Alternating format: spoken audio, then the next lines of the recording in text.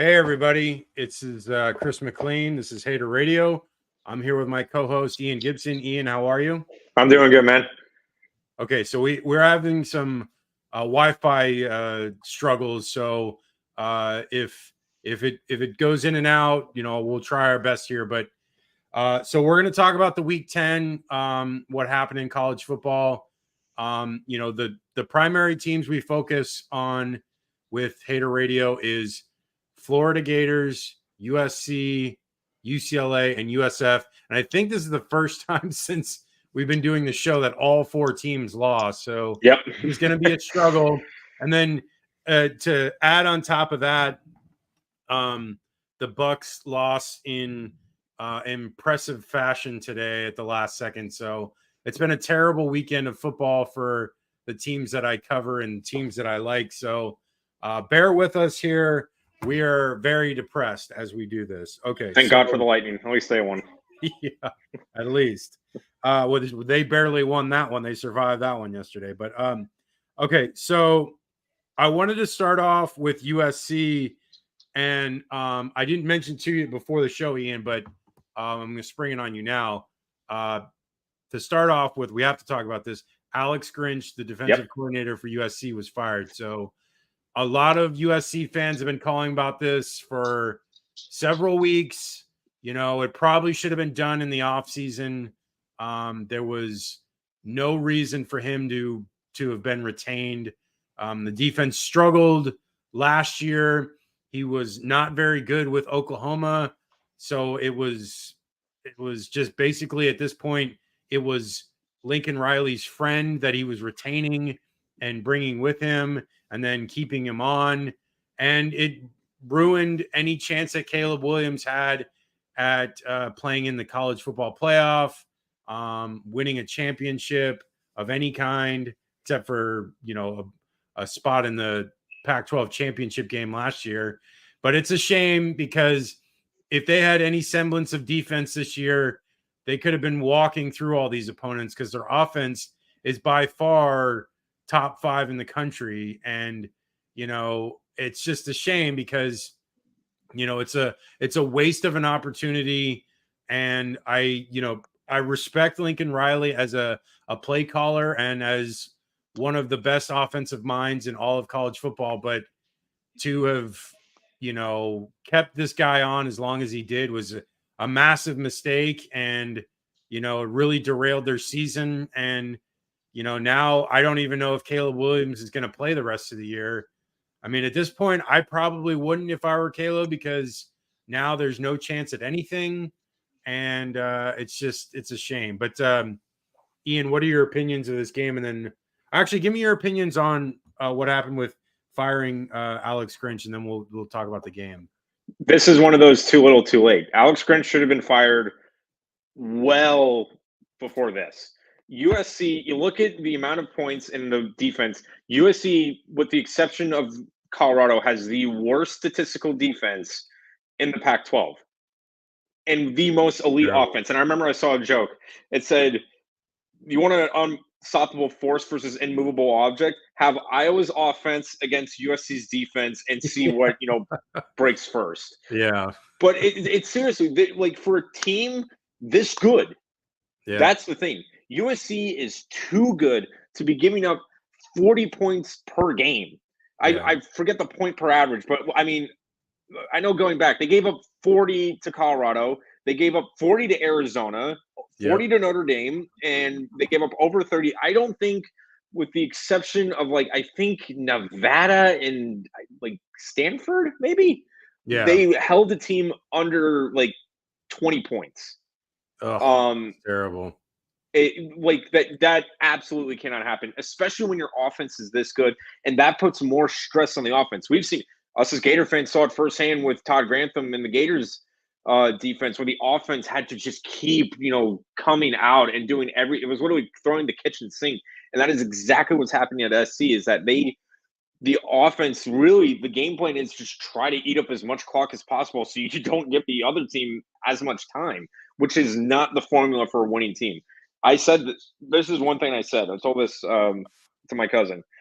USC has a playoff caliber offense but a group of 5 defense, and you need a playoff caliber team to win championships. Simply, I hate to say it, SC is not a championship quality team because they do not have a championship quality defense. You don't have to be great. You don't have to be like top 10. It helps.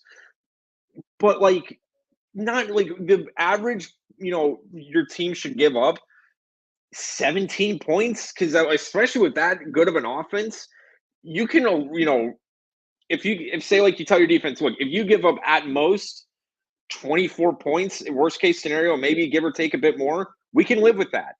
Yeah. There's no reason, especially this game. I'll talk a little bit about this game.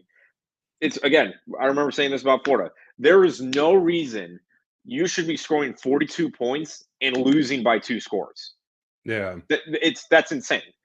SC really, I mean, this was a shootout, fantastic, offensive game.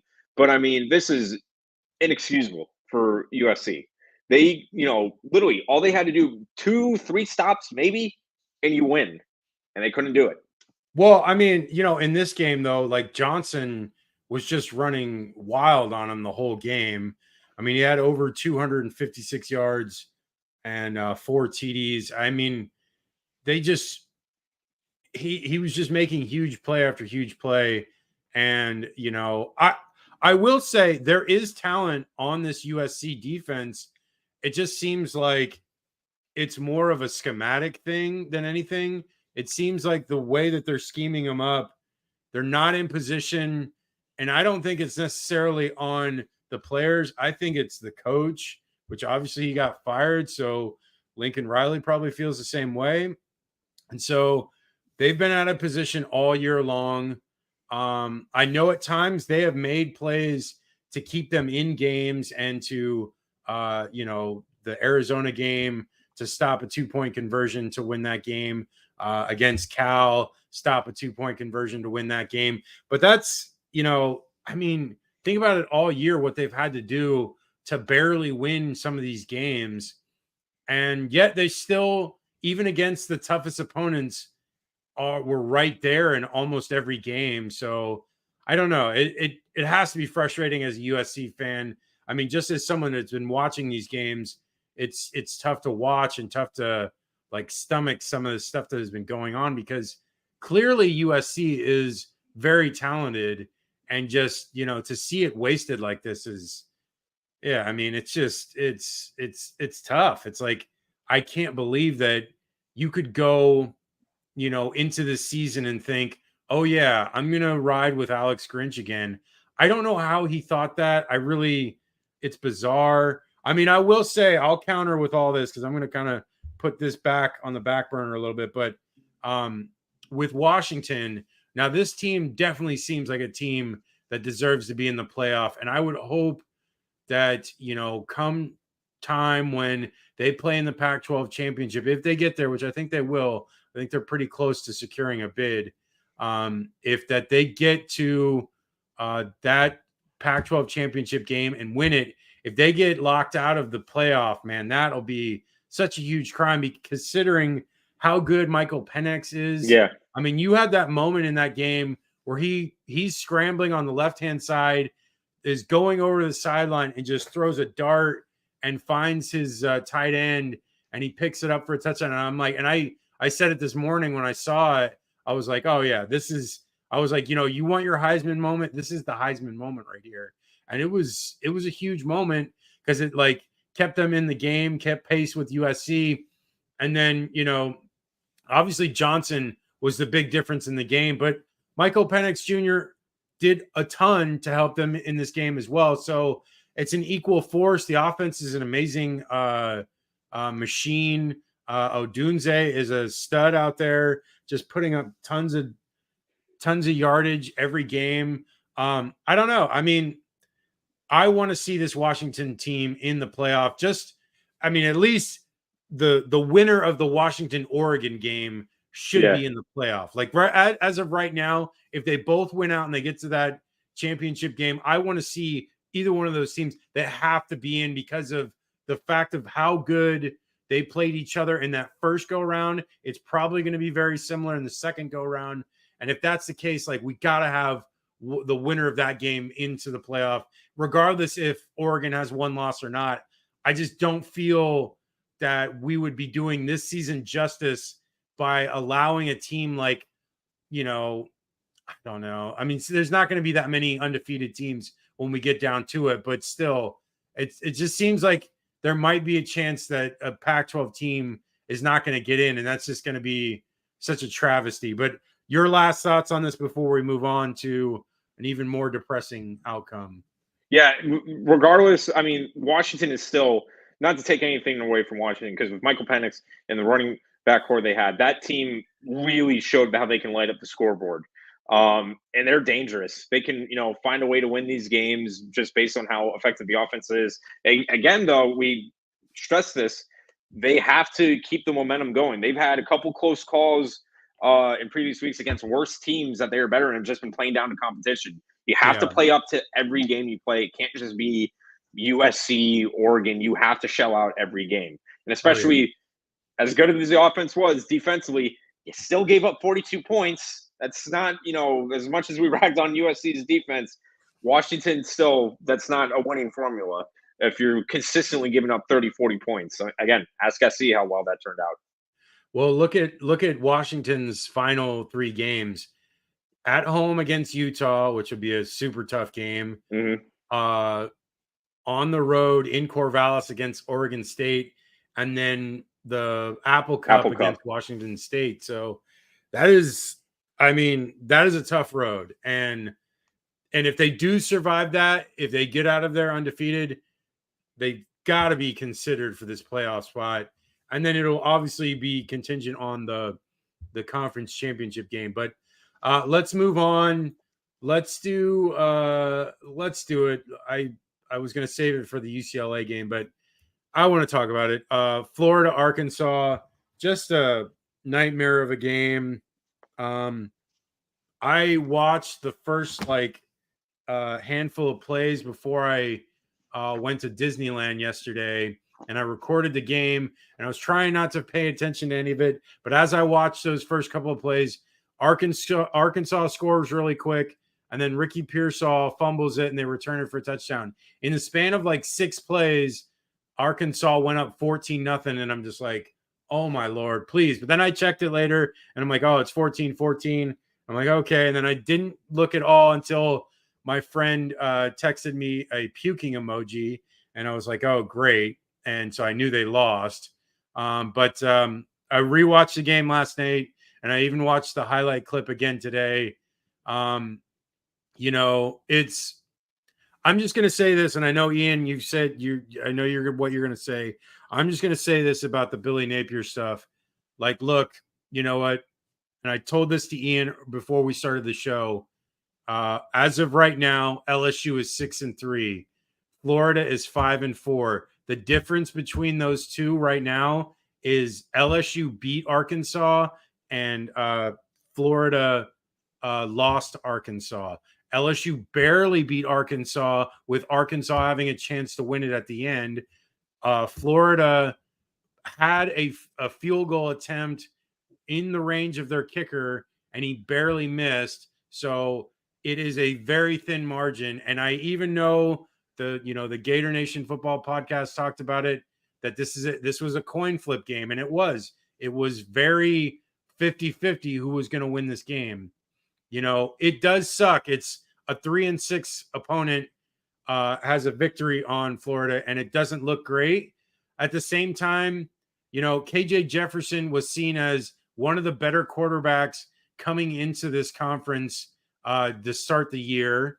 He hasn't lived up to it largely because the offense has struggled, which they fired their offensive coordinator. They had 2 weeks in between that firing to work on the offense, which largely wasn't that great in this game.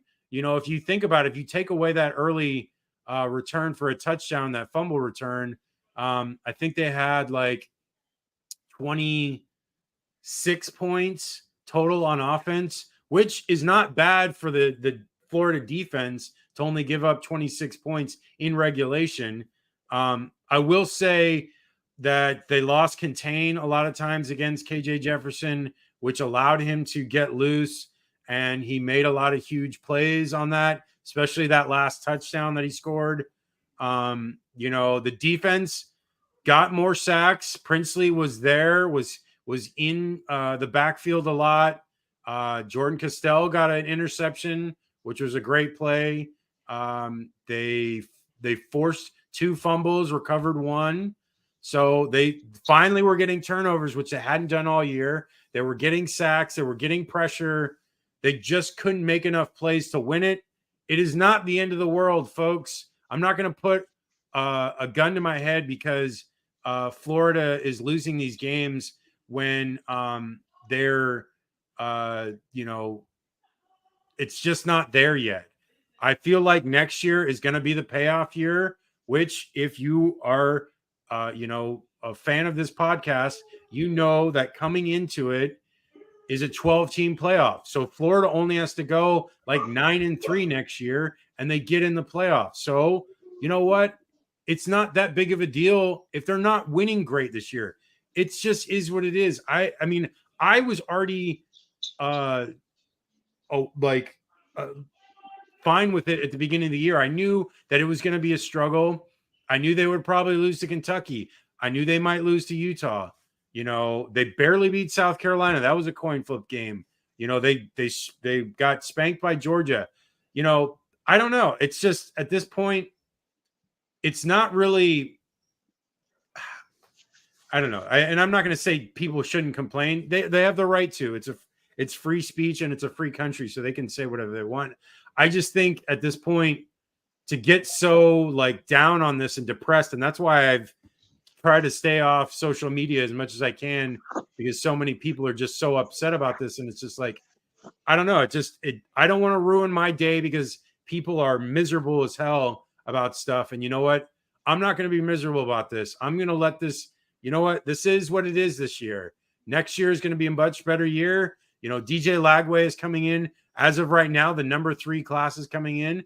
And a lot of those guys that are coming in realize the situation, and they're not, it doesn't seem like any of them are flipping. So if they continue to stay, this class will be fine.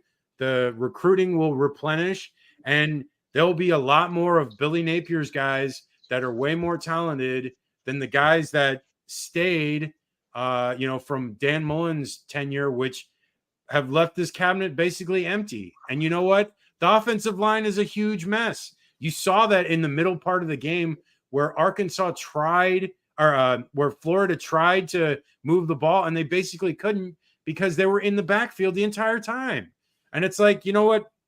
If you don't have offensive linemen that can block, especially the tackles right now, it's going to be a huge struggle to try to pass the ball, which they tried to do, and they weren't able to have any success in the middle part of the game, which probably is the reason why Arkansas was still in the game for most of it, because Florida couldn't put drives together there. I don't know. I'm off my high horse now. I'm going to let you talk, Ian. I just had to get that off my chest. So probably on the other end for me, it's going to come down to this. Billy Napier's got half a season next year because I'm sorry, Florida's not winning their next 3. Missouri's better, LSU's better, Florida State's better. They're probably going to lose them, and they're going to miss a bowl game. I did say in the beginning of the year 5 wins, so I don't like being right, especially about this shit, but crap. But it is what it is. I totally agree. Talent's not there and all that, but there's no excuse for this one. Arkansas has the worst offense in the SEC, and the defense is supposed to be taking leaps and bounds, which we've seen them do. So I don't know what the excuse was for why they played in the most critical moments. They decided to just stop. And it was so frustrating this game because it was like they can't have the best of both worlds. Either one drive, they went down 14-0. That sucks. For the first drive Arkansas ran right down the field, and that was bad. It clearly looked like Florida was snapping. And the fumble, there's not you can't do anything about that. Arkansas just had a great play. So you're down 14-0. I liked how Florida responded. They shut down Arkansas, scored 2 straight touchdowns.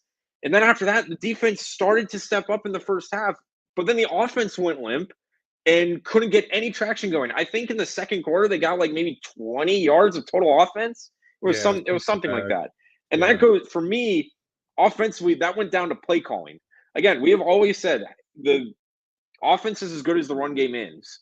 And with ETN not in as much, and as good as Johnson is, he's not that explosive runner that ETN is, which you need in those moments. And then 100%. oh my God, every freaking swing pass, bubble screen that maybe nets them 2 yards.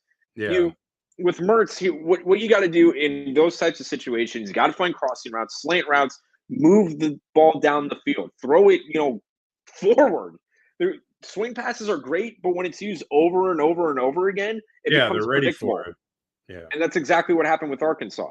So, and then, they score, take the lead, all that. This was like my candle being lit. Florida throws, we get that big run, and it's inside the 30. So maybe about like a 39-yard field goal attempt. And I'm like, okay, spike it. This goes beyond just players and talent. They decided to sub in a new set of linemen in the middle of the play, and even Graham Mertz is going, "What are you guys doing?" No, they were subbing in the field goal team because they thought they didn't have enough time, which is like remarkable that anyone would tell them to go out there. They wouldn't have had enough time. There was like not enough time. So it's like, don't send them out. I don't know who had the call on that. It was probably the special teams coach, which again, special teams coach, this guy has failed in immense ways. And I will say they almost blocked a punt, which was remarkable because I'm like, finally something.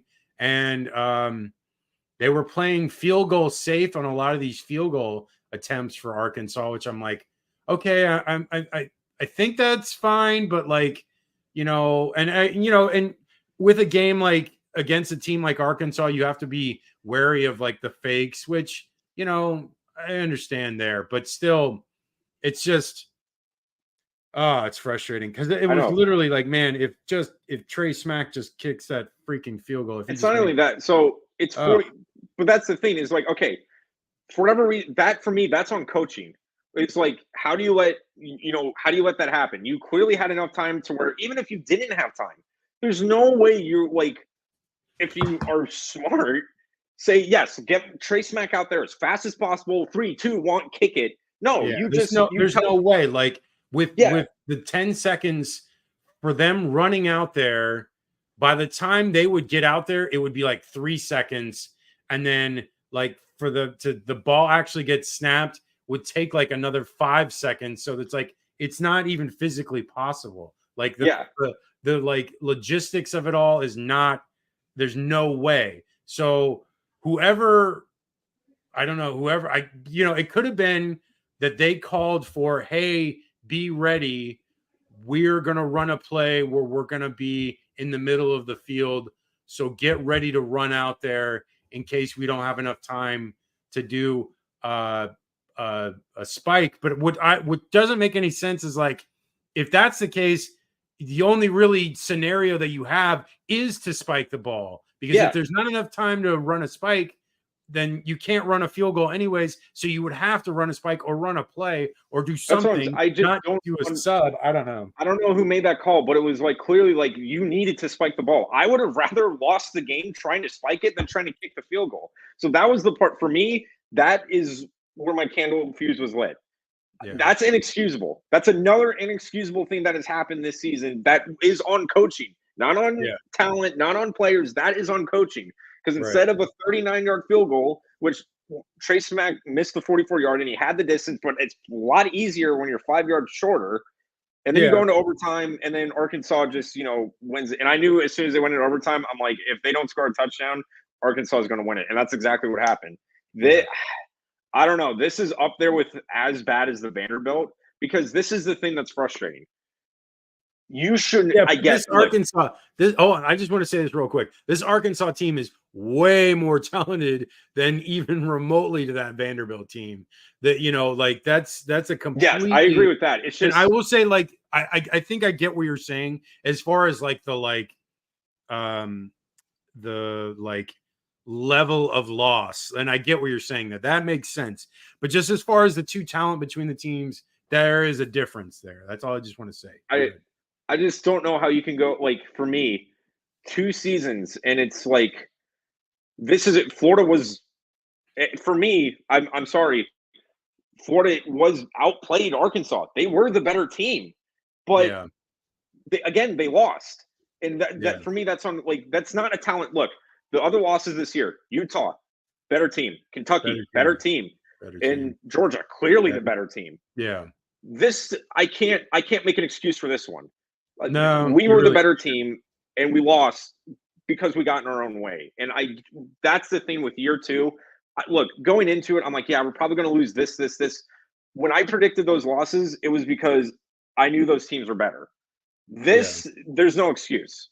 Florida has the better talent, so that goes on coaching losing that game. And again, I'm going to say, look, Florida has Billy Napier. He's got half a season for me to prove me wrong why they shouldn't fire him. And next season, because before the Georgia game, they got to play UCF, Miami, then they got to play LSU, Tennessee, Texas before Georgia. I don't know. Yeah, and I don't know. again, what I think a lot of people fail to forget is next year the playoff goes to 12 teams. So even if they have 3 losses in that mix, which is definitely possible that they could lose 3 losses or could have 3 losses to a bunch of these good teams they're playing next year, but that still leaves the door open for them getting into the playoff. So it's like, as much as people are like so down and like, oh, the schedule is so hard next year, the team is going to be immensely better next year. I feel like some of the like offensive line recruiting that has been there, that's somewhat there, those guys need to step up, and there's like some guys that are going to get healthy, so there should be a difference there. Again, there is, as of right now, it's either going to be Mertz or Lagway, which Mertz obviously is tearing it up, and Mertz is not the problem with what's wrong with our offense, clearly. Lagway, will may be able to fix some of those problems because he's so mobile. So to have a choice between Mertz and Lagway, I'm very happy with. I don't know if Mertz is going to stay. He may. I mean, he's, as of right now, it seems like he's doing good enough to get like a late round pick, maybe like a 6th or 7th round pick. Maybe if he stays next year, he could get up to like 2nd or 3rd round pick if he stays. Which, only other thing I'm going to say that can help me feel better about going into next season, if Napier actually hires an offensive coordinator and stops calling plays, yeah, I would be happier, because I mean, for me, he just can't do it in the SEC. He just can't do it, which is fine.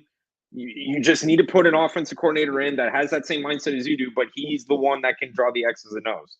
If you want to be the facilitator and the CEO, you got to let somebody do that of your program. That's going to make you fire your special teams coach, you hire a good offensive coordinator. That would make me feel better going into next season with the number 3. Praying to God it stays that way, recruiting class going in. well, I think, as people are critical about Billy for a lot of things, I think the one thing that he's done remarkably well has proven that if things need to get changed, he has been at the forefront of trying to change things. He got rid of Patrick Toney last year. I mean, it was a mutual agreement, so he left, and then he got Armstrong, and Armstrong's done quite well. The guys are young, so the defense is still there. Obviously we've talked about it, offensive coordinator. I think that's going to be something that occurs. And what I would like to see is him still be a part of the run game coordinating. And then as far as passing game, like specifically having like a situation where it's like a Joe Brady type come in and be the passing game coordinator, and then like Billy be like the run game coordinator. And that's fine with me. I mean, essentially, you do want someone else there in the mix with the offensive coordinator and stuff. And I think, Billy wants to keep calling plays because he likes doing it. But again, if he wants to keep his job, he's going to have to make changes that are, not something that he wants to do, which I think he likely is to do. He's played a lot of freshmen and younger guys that have been out there that, Dan Mullen didn't do when Dan Mullen was there. So he's done a lot of things that have been difficult, and he's made those choices and he's done it. So I will assume at this point he is likely to do that as well. Do you have anything else to say? Because we got to move on. We've been talking about this for like half an hour. Yeah, I'm off that horse now. I'm done right. venting. let's do UCLA. UCLA, Arizona. So again, I've been trying to tell you guys these Arizona teams are very prickly. This Arizona team specifically has been, very strong as of late. Fafita, I think that's how you say his name. Yeah. Fafita. The kid is accurate. And considering how good UCLA's defense was coming into this game, it was quite remarkable how well he played. And he pretty much tore up UCLA and had a phenomenal game, 300 yards on the dot, 3 TDs. He did have a pick. Garbers for UCLA looked, I don't know. He looked rough. Dante Moore ended up coming in when it was still like a 2-score game, but he really couldn't do anything there. Schlee came in as well, had a few good runs, but like Carson Steele didn't have a good game. They really had no success the entire game, and it was a struggle. The percentage to win the game, like the entire time, was basically in Arizona's favor, like first quarter on. So like Arizona just basically controlled this game. They were up 14-0 at one point. And then, after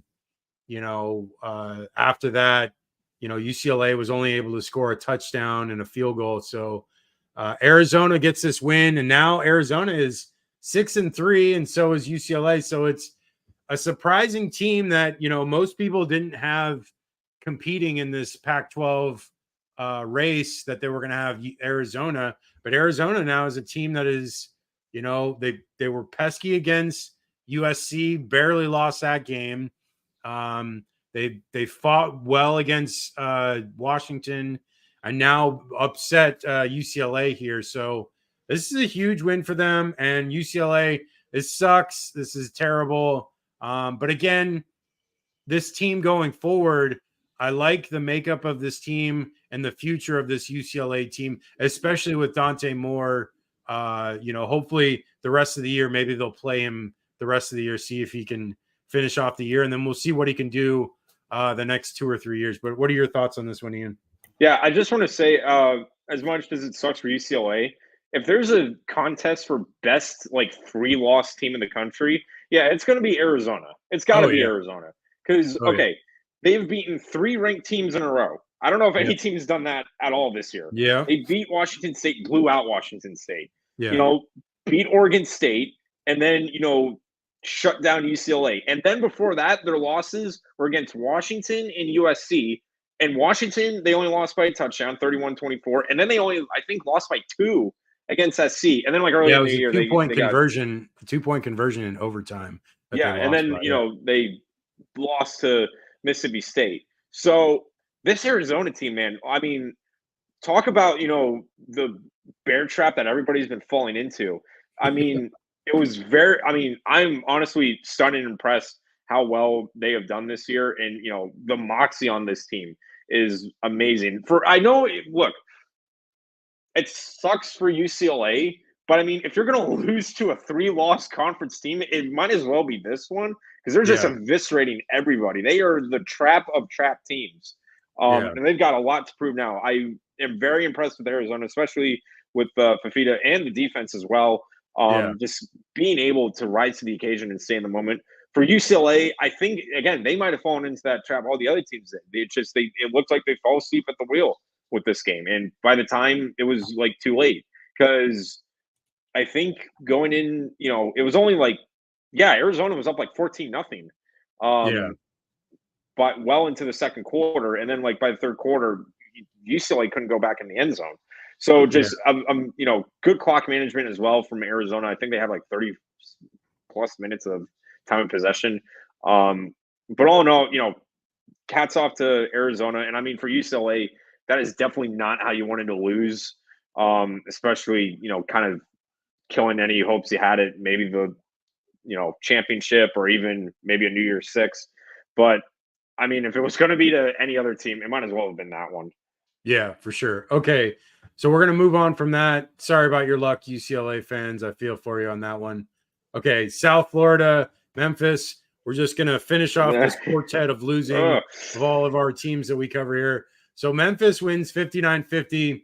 They had a lead into the third quarter. Mm-hmm. They were up 42-38.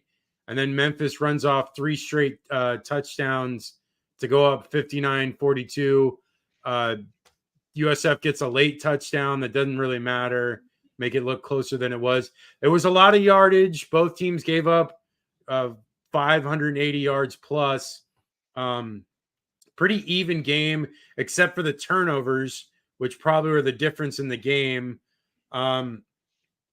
It's I don't know. I don't think most people thought USF had a chance in this game, which I didn't really think they did. I was hoping they'd play hard and give it a good effort, and they did. Byram had 357 yards passing with 5 TDs, which is a huge game, and, good on him. And he had 100 yards on the ground, which is, again, that's 457 yards of total offense. That is ridiculous. Sean Atkins had a really good game. Sean has been competing all year. I hope he gets a shot at the pros because he's very sneaky. He's very he just gets lost in coverage. People don't respect him as much. And, he's very capable. He's got really good hands. And, who knows what his career will go. But as far as the game, this Memphis team is a good team. They have a really good offense. And the USF defense has been struggling immensely lately. They're one of the worst in the country. And, you knew it was going to be bad. I was hoping it wasn't going to be this bad, but it was pretty dang bad. But I don't know. I mean, at this point, they're 4-5. They have 2 winnable games against Charlotte and Temple in the next couple of weeks. They can get to play to bowl eligibility. And, going from 1 win last year, 2 wins before that, and 1 win before that, to getting to 6 wins would be huge. So, again, take it with a grain of salt. Alex Golish seems to be turning things around, and losing to a good team is not the worst thing in the world. They're 7-2. They're a very good conference team, and they're probably going to play for the championship. So it's not that big of a deal to have lost to them. What are your thoughts, Ian?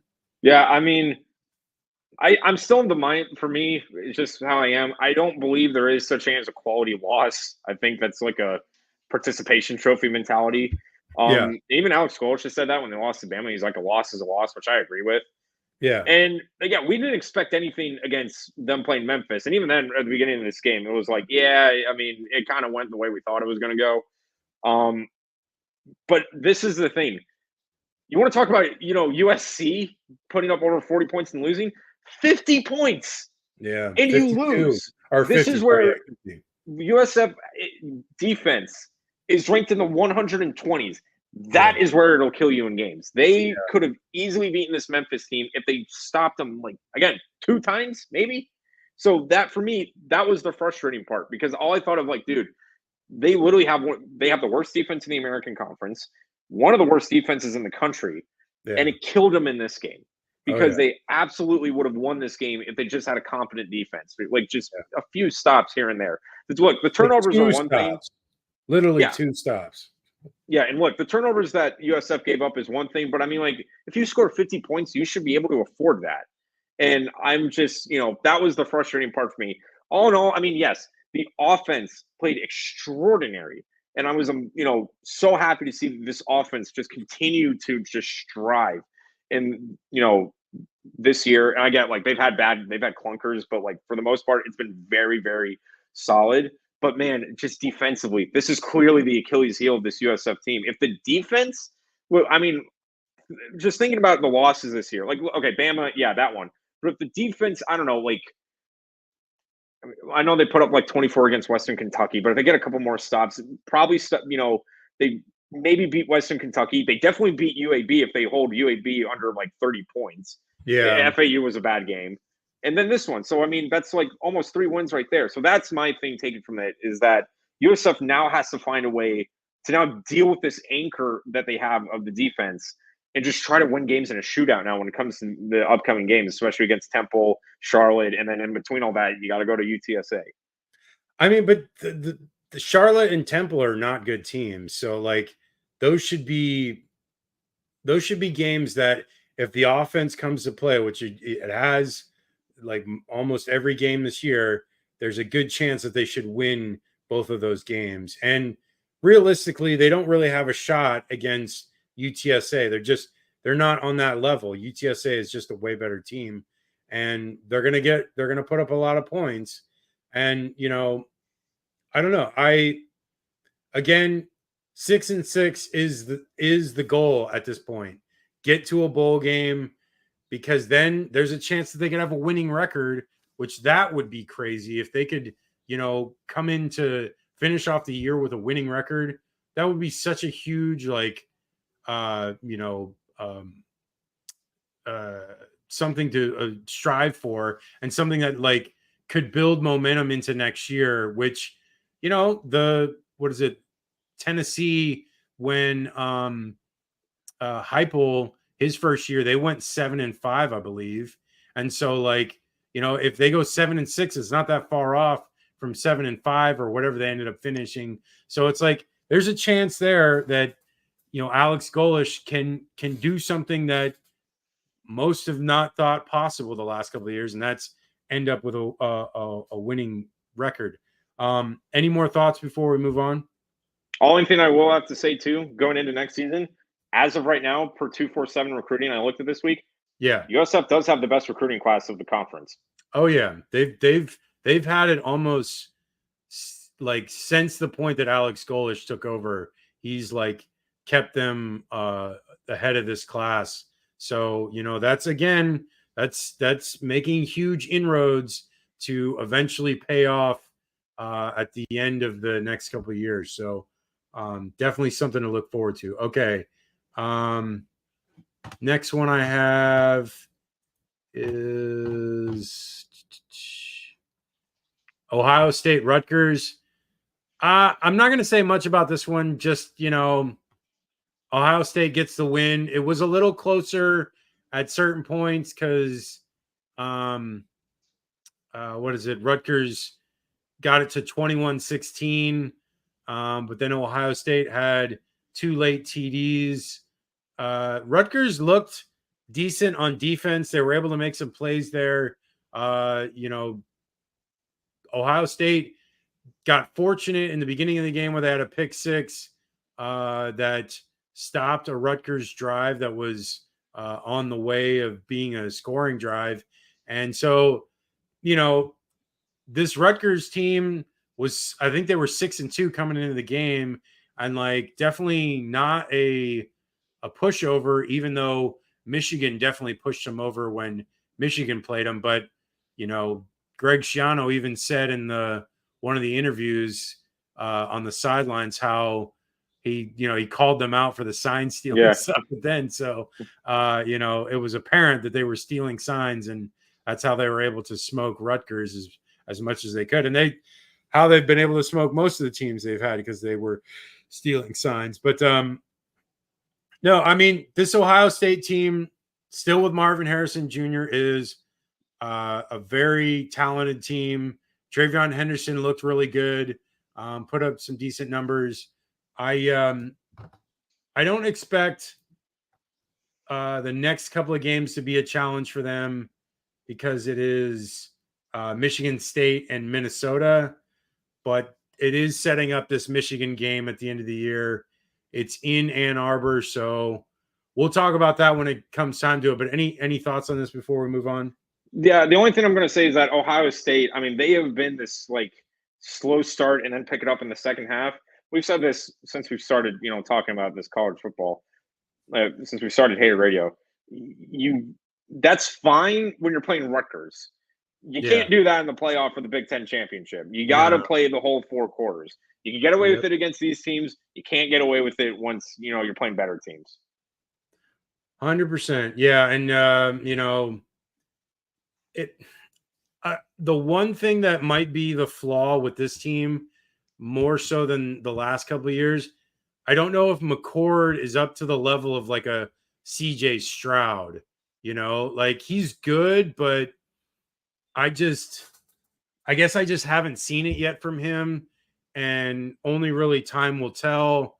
Obviously, this Michigan game will be a huge test, but again, one of the biggest factors in why Ohio State has been as good as they've been the last 2 years has been their defense, which I think that will keep them in the game against Michigan.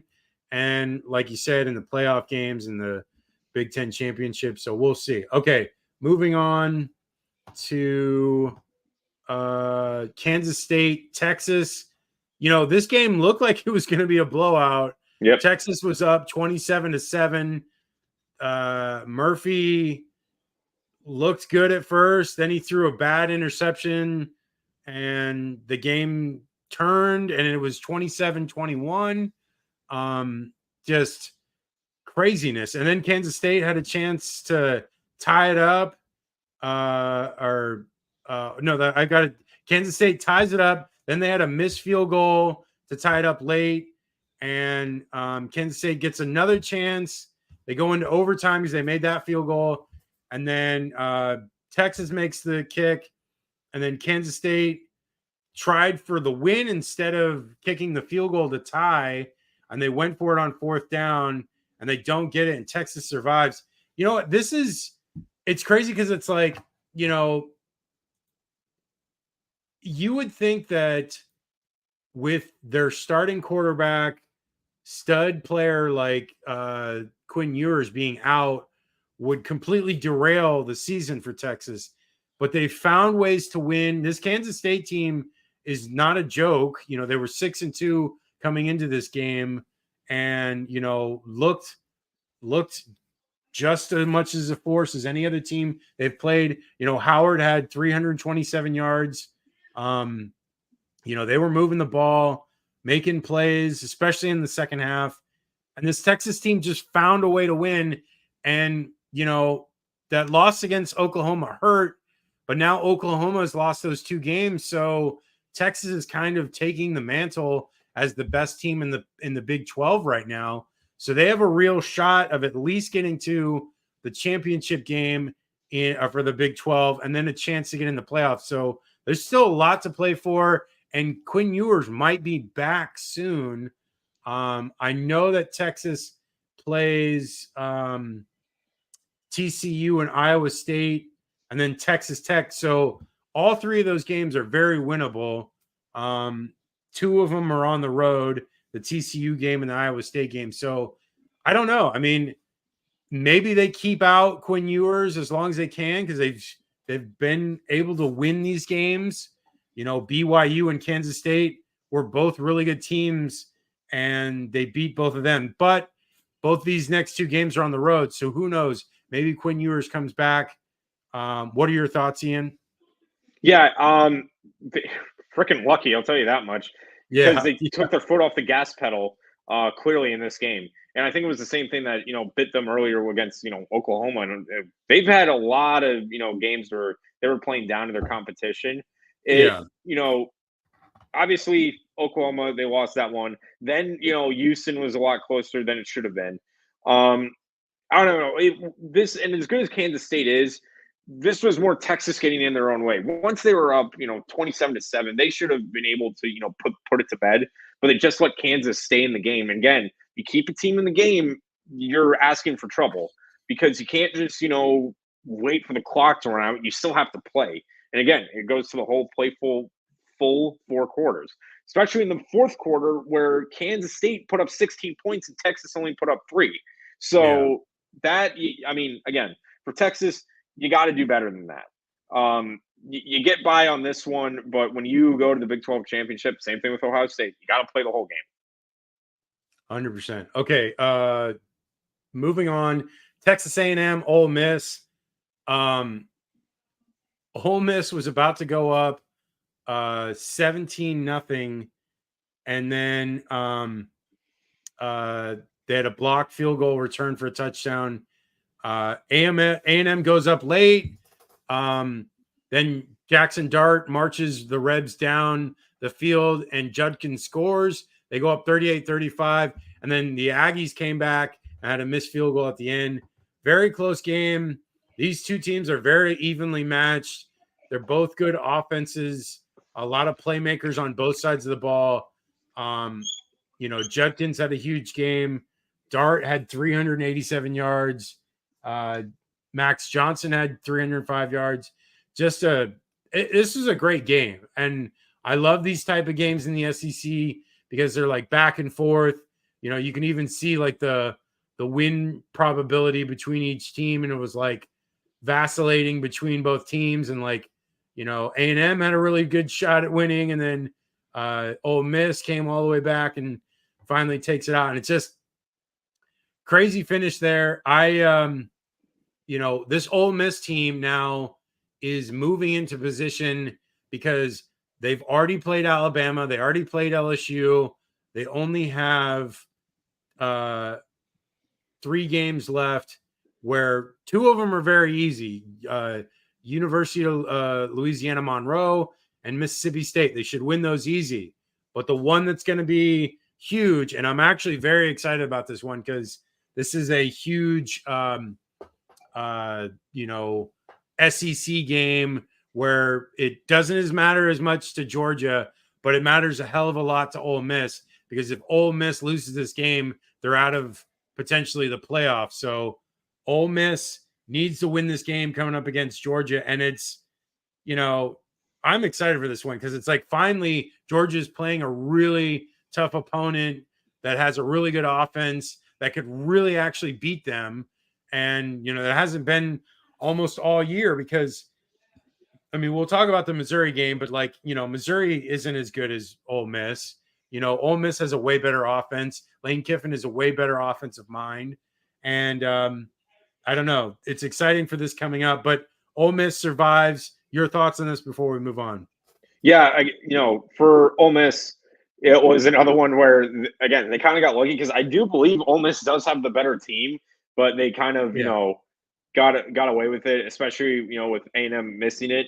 A&M definitely came up and came to play. I think this might have been their best game of the year. It's just a shame of how it ended. But all in all, I think it was really the offense that kind of saved the day for Ole Miss. I know they put up over 500 yards and all that. So they get the win. Then they can go in against Georgia. But for me, I'm not the most convincing way to, go in against Georgia. Barely beating, 5-3 or I think 5-4 A&M. Yeah, I think this Ole Miss team has a real good shot at Georgia, and we'll talk about that on Wednesday. Okay, moving on. Notre Dame, Clemson. Clemson surprises in this one, gets off the mat after being punched in the mouth a bunch of times recently, and they get the win, 31-23. They were in pretty much control of this game most of the way through. They were up 24-6 into the second quarter. And, Notre Dame got some touchdowns in the third and kind of kept pace a little bit. But, Clemson kept making plays on defense, forcing turnovers, forced Notre Dame into 3 turnovers. Sam Hartman, just not a really good game, 2 interceptions, just kind of, I don't know. They had a shot, an outside shot at the playoff if they could have kept on winning. And this was one of those games that they needed to show on their resume that would beat a Clemson team on the road, but they couldn't do it. Your thoughts before we move on? Just how, both of these teams. Clemson loses these bad games, but beats Notre Dame. Notre Dame, barely loses to Ohio State and, has these good wins, but loses to Clemson. I just don't get it. I don't know either of these teams anymore. Yeah. Exactly. And that was the other Okay. thing too. Notre Dame outgained them almost by 100 yards, but because of the 3 turnovers, that really just like sunk them. Yeah. Okay. Real quick on this one. Utah smokes Arizona State 55-3. You cannot run those fake, like sneaky plays against a really good defense. It's not going to work. And that's pretty much all Arizona State has had all year is running those sneaky plays. It just is not going to work against a really good defense. So moving on to Ian's specialty, Army and Air Force. I'll let you take this one away. Go ahead. Yeah, God, this was a crap weekend. Yeah, I mean, I joked too. I said if it was going to be anybody, it would be another academy to do Yeah. it. And of course, Army, and they beat them at their own game is really what they did, and they Yep. forced Air Force to get uncomfortable. And that was the thing going into. I remember thinking the only way you beat Air Force, if Air Force is close, Air Force is gonna win. But if you get enough points of them early, Arizona is not built, or Air Force is not built to come back. So Yeah. Army in the first quarter goes up like 17-0. Air Force can't, like, that's, I mean, for them, that's a lot. That is tough. And you saw, they were only able to muster a field goal, and that is all Army needed was just, cushion the lead, play, swarm around layer, and just cut the legs out from under them. I mean, again, kind of a shame seeing Air Force drop this way, but again, this was going to happen to anybody. At least it was against Army. Okay. Yeah. And they had 5 turnovers, which I think up until Yeah, that point, I don't think Larrier had a single turnover. And then he was responsible for like 4 of them in the game. So, okay. Moving on. Speaking of Missouri, Georgia. Georgia wins 30-21. This game was a lot closer than the final score probably shows. Missouri had a lead into the third quarter. Georgia scores 2 straight touchdowns to put them up by 9. Missouri answers with another touchdown. Georgia then answered with a field goal and then like a couple of turnovers and like turnover on downs. Georgia gets another field goal and then Georgia gets the win. Georgia only outgained them by 22 yards. They had the time of possession, which is the difference here in this game.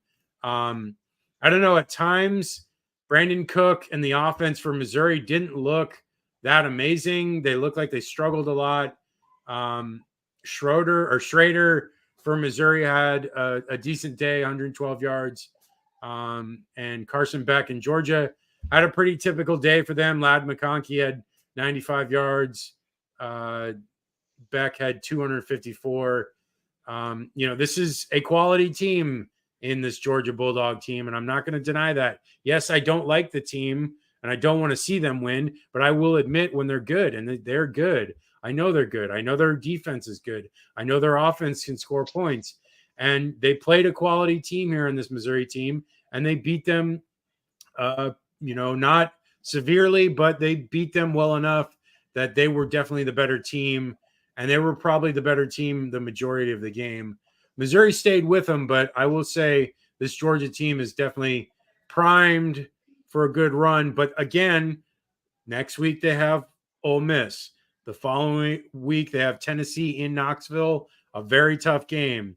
Tennessee has been scoring a lot of points lately and doing quite well. And then they have to follow that up with Georgia Tech, who has been upsetting a lot of people lately. So they have three tough games plus an SEC championship game, which I think they've already secured. I think they secure it with beating Ole Miss because I don't I think think. that, yeah, because then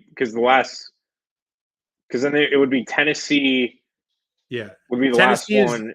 Yeah, Tennessee is number 2 right now. So Tennessee, if Georgia wins that game, Tennessee could only no, they wouldn't be able to tie them because they would have 2 matching losses if they lost to Ole Miss. But if they beat Ole Miss, they would only have 1 SEC loss, and if they lost to Tennessee, so they would not be able to overcome that because Tennessee already has 2 SEC losses. Okay, your thoughts on this before we move on? Yeah, you want to talk about differences between teams again. Florida's defense, like they just kind of crumbled when it came down to it. Missouri scores a touchdown and Georgia can only get a field goal after a pretty good drive. So it's literally touchdown, that puts it away.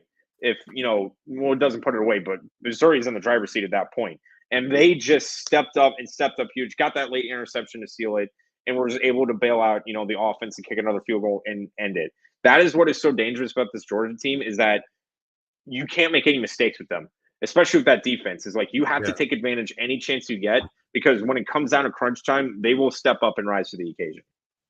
For sure. Okay. Florida State Pitt. I checked my phone at one point and it was 10-7. And I was like, what? And it was like into the third quarter. I was like, what is going on here? And then Florida State proceeded to score 2 touchdowns, like literally right after I looked at it. So I'm like, I'm never looking at my phone again. But no, Florida State survives this one. There were a couple of chances for Pitt. They had like a long TD reception, or the wide receiver had a long reception where he got to like the 1 yard line, fumbled it, and then FSU recovered in the end zone. And then they scored on another one. So they technically could have been up like 14-10 at one point, but their offense is not good enough. They're just not a good team, this Pitt team. They only have 2 wins, so they're definitely not a good team. And Florida State continues to be lucky in certain aspects. They are a good team, but I will like to see them against a better team. They are getting a game against Miami next week, which we'll talk about on Wednesday. But then they have a snoozer against North Alabama after that.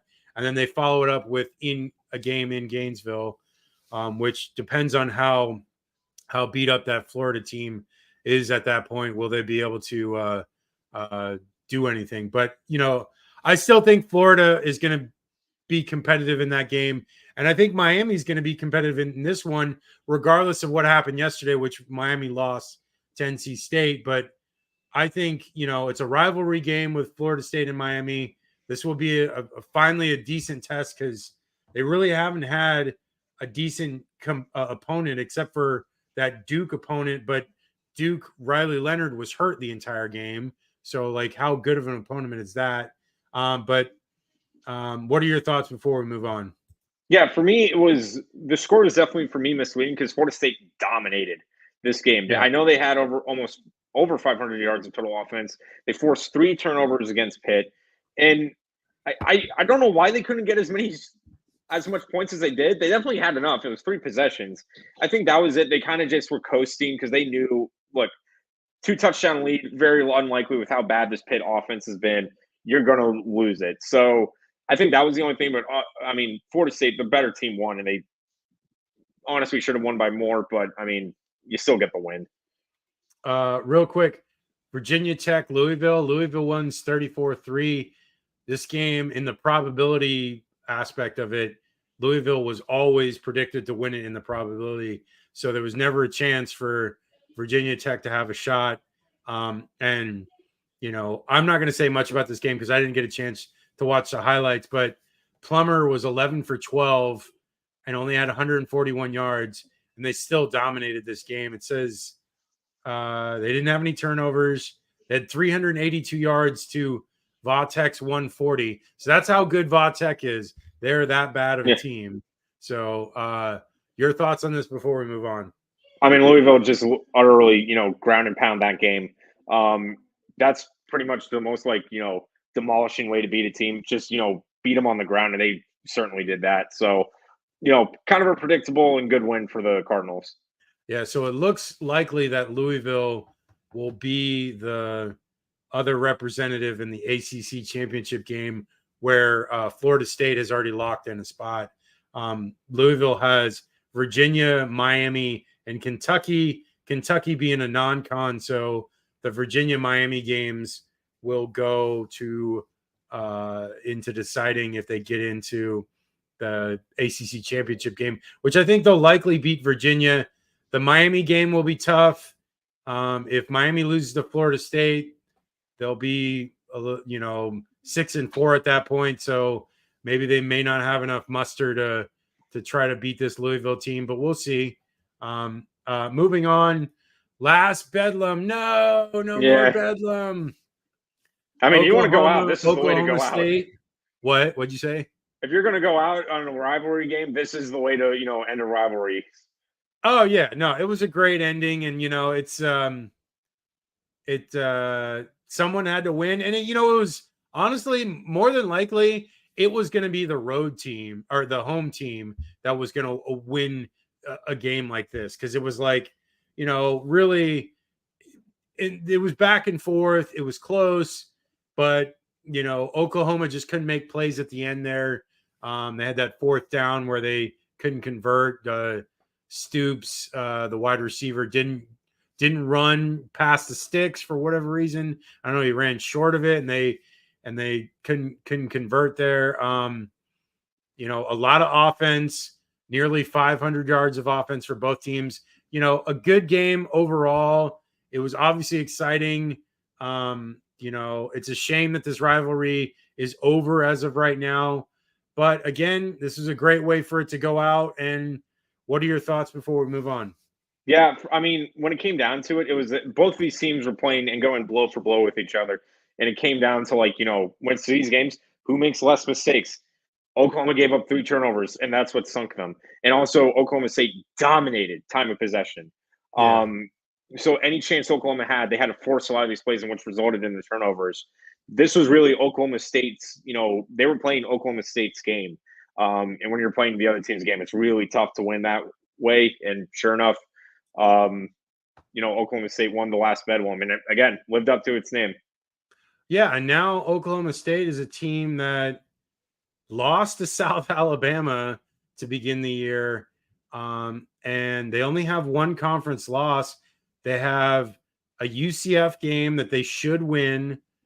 They have a Houston game that will be tough. It's in Houston, and then the last game of the year they have BYU.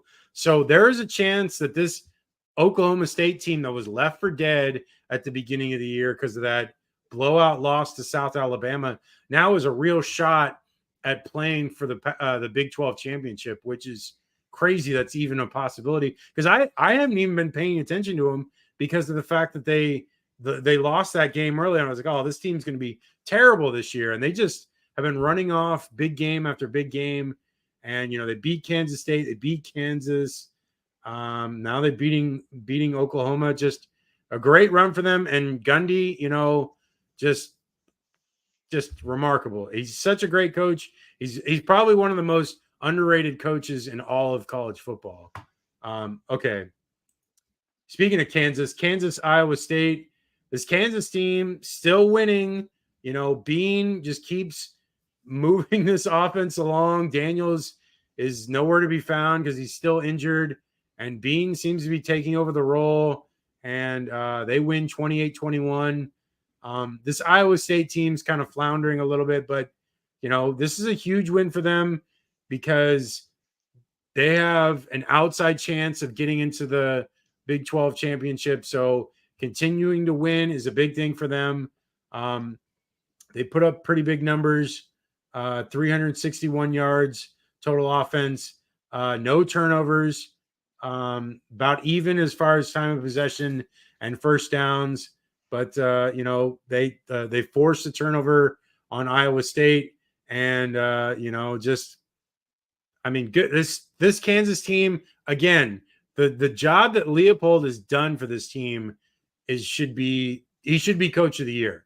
Like, if he can get 8 or 9 wins, he's got to be coach of the year with this Kansas team. Just remarkable job. And because they've got Texas Tech, Kansas State, and Cincinnati left. They should beat Texas Tech. They should beat Cincinnati. And Kansas State is a coin flip at this point. So, hey, man, if they can get to 9 wins, that is remarkable. But your thoughts on this before we move on? Yeah, also, speaking of which, the last time Kansas reached the 7-win mark or got 7 wins in a season, that was 2008. That was the year after the, insane year. Yeah, the great year, yeah. Yeah, so, I think I was, in 2nd grade when that happened. So, it has been a long time coming for the Jayhawks. But in this game, just, just gutted out, winning out. Clearly, they were the better team, and they just again put enough distance between them and Iowa State to the point where Iowa State just couldn't come back. That 80-yard, touchdown pass, that being through to Arnold, that was the dagger. And that really just ended the game there because I mean there was nothing Iowa State could have done there. And again, Kansas finds a way to win these games out. Nice. Okay, we're saving one of the best for last. LSU-Alabama, just a great game, back and forth. LSU was making plays. They had a lead into the third quarter, and then you know what, man, Milroe. I know I've been critical of his passing, but he is just a freak of an athlete. How fast he is, and the run game for Alabama is just, it's just so much better than everyone else's. His defense is still strong, considering they probably I think they held LSU to their lowest point total of the entire year outside of the Florida State game. Yeah. And, it's, this Alabama team, the defense is good. They can run the ball. Milroe is making plays in the passing game. Even on some of those plays that I saw that he did make, he was just like the touch he had on certain balls. They were like wheel routes, and he just was like getting it over the defensive players' heads and just putting it right in the receiver's hands. I mean, this kid, he's not like lighting the world up with his passing attack, but his running ability, he had 155 yards on the ground. They kept Daniels in check at 219 yards passing, but Daniels had a huge game on the ground. He had 163 yards and a TD on the ground. So, and Malik Neighbors still had a really good game, 171 yards passing or catching. But, this is a game that could easily have gone LSU's way, but Bama finds a way to win. They make the plays. They forced the one turnover on Daniels that really kind of iced the game. They still had a ton of yardage that they gave up, but I still think the fact that they made the plays, because this offense for LSU is gonna score and gonna put up yardage against everybody. There's no one that they haven't done it against. They did it against FSU. They didn't capitalize on some of the drives against FSU, but at Alabama, for what they did, they made enough plays. They had the time of possession battle. They won that, and they're moving on. And now they have a real shot. One, I think they locked up the SEC championship berth, and then two, they now have a real shot at the playoff. So crazy that the dynasty was dead. Everyone said the dynasty was over, and now look at it. It's just, it keeps moving on. Nick Saban, he during the SEC media days looked pretty confident, and I think he was well aware that his defense was going to be good enough to win these games. And look at it. They're good enough to win these games, and they did. So what are your thoughts, Ian, on this LSU Alabama game? Yeah, this is a game where I kind of felt bad one of these teams had to lose because they both, both offenses played out of their mind.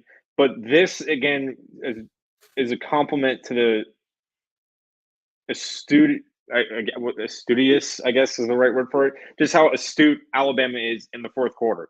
0 points LSU scored in the most important quarter of the game when going into it, they had the lead.